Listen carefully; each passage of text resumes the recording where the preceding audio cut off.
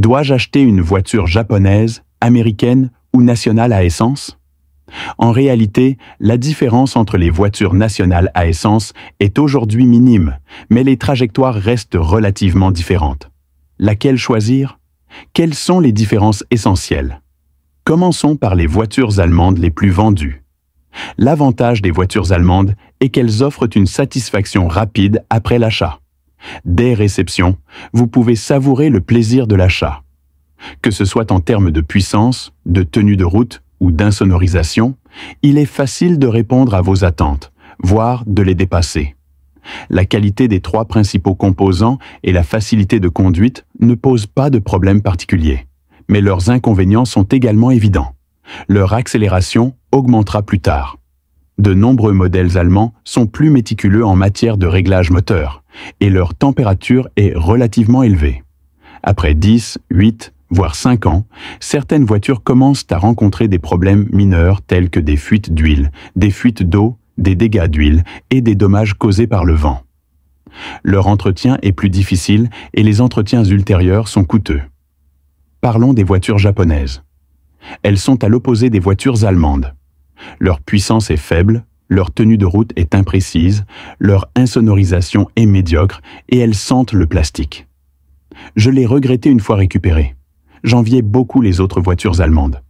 Mais une fois habitué, on découvre qu'elles ne tombent pas facilement en panne. Aucun problème pendant 10 ans. Les coûts d'entretien et de réparation sont faibles, ce qui les rend relativement sans souci. Les voitures américaines se résument à 8 mots: robustesse et simplicité d'esprit. Parmi tous les constructeurs automobiles, les voitures américaines sont celles qui dépensent le plus.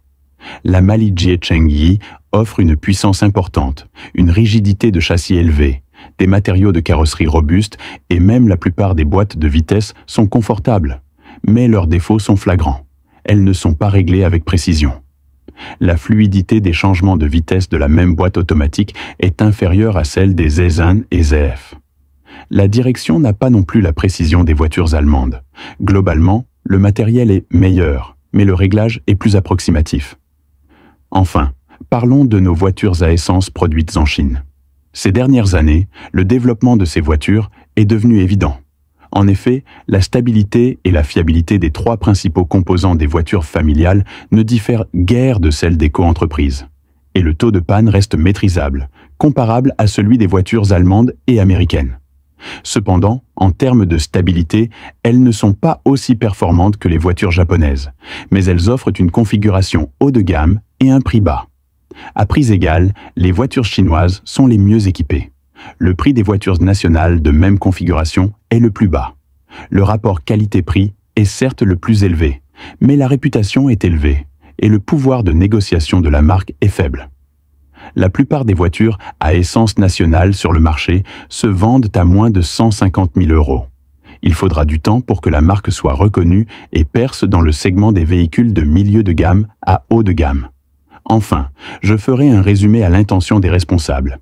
La présentation est brève, mais des préoccupations supplémentaires surgiront ultérieurement.